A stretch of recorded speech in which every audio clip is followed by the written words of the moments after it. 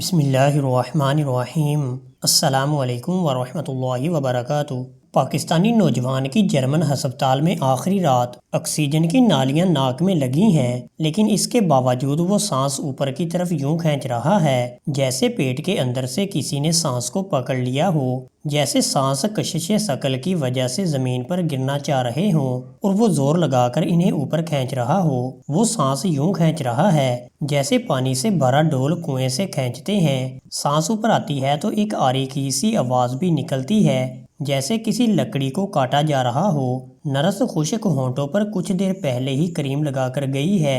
کھلے منہ کے ساتھ وہ ہوا کے گھونٹ بھرنے کی کوشش کر رہا ہے اور اس کے حلق کی ہڈی ایسے اوپر نیچے ہو رہی ہے جیسے یہ ہوا نہیں بلکہ پانی کے بڑے بڑے گھونٹ ہوں۔ خزیمہ نصیر کی گردن پیچھے کی طرف مڑ چکی ہے، آنکھوں کی پتلیاں اوپر لگ چکی ہیں اور صرف نیچے والی سفیدی نظر آ رہی ہے۔ کچھ دیر پہلے آنکھوں کی سائیڈوں سے نکلنے والے آنسو گردن تک پہنچ کر دم توڑ چکے ہیں، لیکن اپنے پیچھے سانپ کی لائن کی طرح نمک کی ایک لائن چھوڑ گئے ہیں۔ میں نے ٹیشو پیپر سے آنسوؤں کے یہ نمکین نشان صاف کرنے کی کوشش کی ہے لیکن نمک جم چکا ہے۔ میں نے نرس سے گیلے ٹیشو لانے کی گزارش کی ہے۔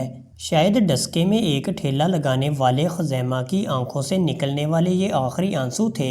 یہ آنسو صرف پانی اور نمک نہیں تھے، ان میں کرب تھا، دکھ تھا، تکلیف تھی، حسرتیں تھیں، مستقبل کے سنہری خواب تھے اور گھر کی وہ یادیں تھیں جو چھوٹے بچوں کی طرح آنسوؤں کا ہاتھ پکڑ کر آخری مرتبہ آنکھوں کے ان کٹوروں سے باہر نکلی ہیں اور جہاں جہاں سے گزری ہیں کھنڈرات کی طرح اپنے نشان چھوڑ گئی ہیں۔ خزیمہ کے دائیں جانب کچھ پھول رکھے ہوئے ہیں، ان پھولوں کی تازگی اور خزیمہ کی اکھڑتی ہوئی سانسیں دیکھ کر مجھے شک ہو رہا ہے کہ خزیمہ ان پھولوں کی پتیاں گرنے سے پہلے ہی دنیا چھوڑ چکا ہوگا۔ جرمن شہر کولون کے یونیورسٹی ہسپتال کی 15ویں منزل کے اس کمرے میں صرف ایک چھوٹی سی بتی روشن ہے۔ خزیمہ کے بیڈ کے ساتھ ہی دوسرے پاکستانی مہاجرین بیٹھے ہیں، ایک اپنی آنکھوں اور سر پر ہاتھ رکھے شاید اپنے مستقبل اور ماضی کے بارے میں سوچ رہا ہے اور دوسرا بیڈ کے قریب قرآن پاک کی تلاوت کر رہا ہے۔ مجھے جہاں آئے آدھا گھنٹہ گزر چکا ہے اور خزیمہ کو تھوڑی سی ہوش آئی ہے۔ وہ کچھ بولنا چاہتا ہے لیکن بول نہیں پا رہا۔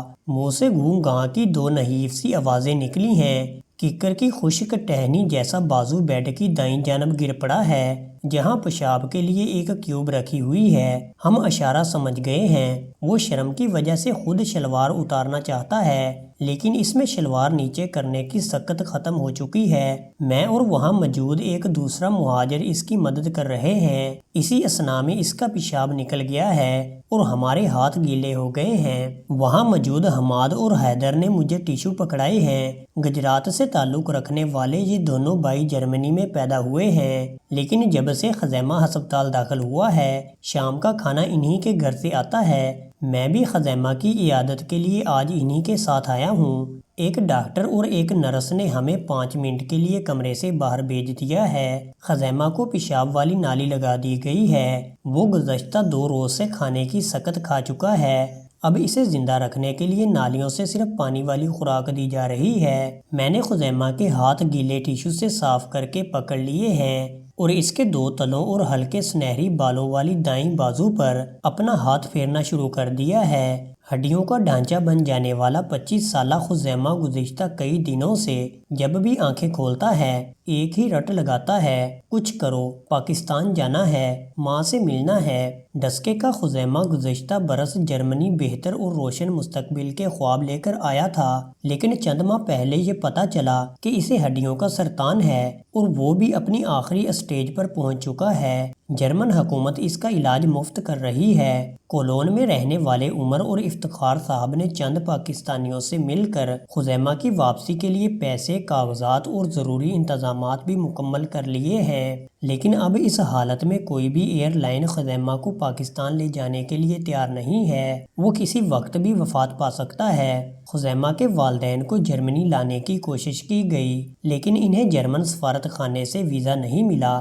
خزیمہ کو اب بھی یہی امید ہے کہ وہ واپس ڈسکا اپنے گھر چلا جائے گا، اپنی ان بہنوں ماں اور باپ کو زندہ سلامت دیکھ پائے گا جنہیں غربت کی دلدل سے نکالنے کے لیے وہ ایران، ترکی اور یونان کا کٹھن سفر طے کر کے جرمن پہنچ چکا تھا۔ وہ بار بار یہی کہتا ہے کہ وہ تابوت میں واپس نہیں جانا چاہتا۔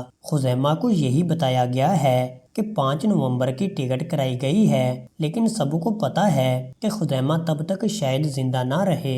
ہاتھ پھیرنے سے معلوم ہوتا ہے کہ خزیمہ کی مخروط انگلیوں کے جوڑ پیچھے سے ریگ مار کی طرح کھردرے ہو چکے ہیں اور ان پر میل جم چکی ہے۔ اس کی گردن کے ارد گرد بھی میل سے سرمئی اور سیاہ رنگ کی لائنیں بن چکی ہیں۔ شاید خزیمہ شرم کے مارے ابھی تک خود ہی نہانے کی کوشش کرتا رہا ہے اور صحیح طریقے سے اپنے بدن پر جمی میل بھی نہیں اتار سکا۔ اب تو کئی دنوں سے وہ نہایا بھی نہیں ہے۔ میں خزیمہ کا ہاتھ تھامے قسمت اور مقدروں کے کھیل کے بارے میں سوچ رہا ہوں۔ باہر جانے اور بہتر مستقبل کے خواب اس نے جاگتی آنکھوں سے دیکھے ہوں گے۔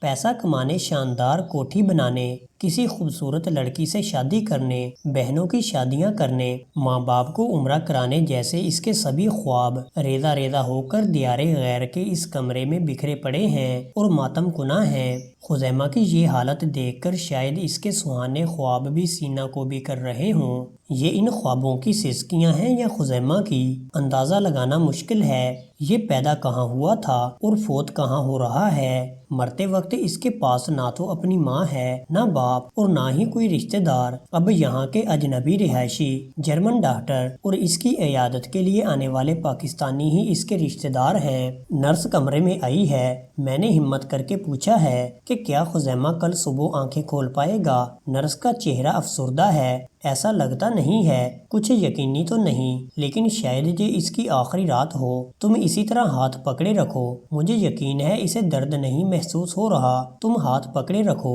اس کو اس ہمدردی کی ضرورت ہے۔ میں کئی برسوں سے اس شعبے میں ہوں، لیکن اس کو دیکھ کر اداس ہوں۔ یہ اپنے گھر نہیں جا سکا اور ابھی یہ 25 سال کا تو ہے۔ میری آنکھوں میں نمی آ چکی ہے۔ اس کی ماں اس وقت یہاں ہوتی تو اس کا سر اپنی گود سے الگ نہ ہونے دیتی، لیکن اس کی آنکھوں سے لائن میں لگ کر گرنے والے آنسو اس کی تنہائی، بے بسی اور پردیس کے موسم خزاں میں قریب آتی ہوئی موت کا اندیہ ہے۔ اس کی ماں قریب ہوتی تو اس حال میں کسی معجزے اور اس کی صحت یابی کی دعائیں کر رہی ہوتی، لیکن یہاں بیٹھے ہم سبھی اس کی آخری سانسوں کا انتظار کر رہے ہیں۔ خزیمہ کے سانس لمبے ہو رہے ہیں۔ اسے ایک سانس لینے کے لیے پیٹ کے آخری حصے تک زور لگانا پڑ رہا ہے۔ رات کے 11 بجنے والے ہیں اور کمرے میں میرے آفس کے سینئر کولیگ مقبول صاحب داخل ہوئے ہیں۔ خزیمہ کو دیکھتے ہی ان کی آنکھوں سے آنسو گرنا شروع ہو گئے ہیں۔ وہ گزشتہ کئی ہفتوں سے ہر رات خزیمہ کے پاس آتے ہیں اور آخری ٹرین سے گھر واپس جاتے ہیں۔ ایک اجنبی کا دوسرے اجنبی سے جذبات کا رشتہ قائم ہو چکا ہے، یا شاید ایک پردیسی دوسرے پردیسی پر اپنا انجام دیکھ کر افسردہ ہے۔ ہسپتال میں زیادہ لوگ نہیں رہ سکتے، ہمیں اب واپس جانے کا کہہ دیا گیا ہے۔ خزیمہ کے سانسوں کی گنتی جاری ہے۔ ہر سانس کے ساتھ اس کی ہنسلی کی ہڈی اوپر اور نرخرے کی نیچے ہو جاتی ہے۔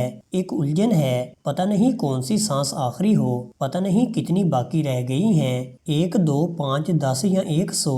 کتنے منٹ باقی رہ گئے ہیں؟ 1، 5، 25 یا 1 گھنٹہ؟ کتنی ساعتیں باقی بچی ہیں؟ کتنے دن یا کتنی راتیں؟ اس کی زندہ پاکستان واپس جانے کی آخری خواہش بھی دم توڑ چکی ہے، یا ابھی بھی اس کے اندر کوئی مہم سی امید روشن ہے؟ میں اس اجنبی کے پاس سے اٹھنا نہیں چاہتا، میں اس کا تھاما ہوا ہاتھ چھوڑنا نہیں چاہتا، لیکن میری یہ خواہش بھی بالکل اسی طرح پوری نہیں ہو سکتی جیسے خزیمہ تابوت میں اپنی ماں کے پاس نہیں جانا چاہتا۔ رات 1 بجے کے بعد خزیمہ تنہا ہوگا۔ اسے ہر آدھے گھنٹے بعد صرف نرس دیکھنے آئے گی۔ پتہ نہیں اس کی آخری ہچکی کے وقت کوئی اس کا ہاتھ پکڑنے والا بھی وہاں موجود ہوگا یا نہیں۔ خزیمہ آج صبح انتقال کر گیا ہے، نومبر 2016۔ دوستو، اگر آپ کو یہ ویڈیو اچھی لگی ہو تو ویڈیو کو لائک اور دوستوں کے ساتھ شیئر ضرور کریں، اور مزید ایسی ویڈیو دیکھنے کے لیے چینل کو سبسکرائب کر دیں۔ جزاک اللہ۔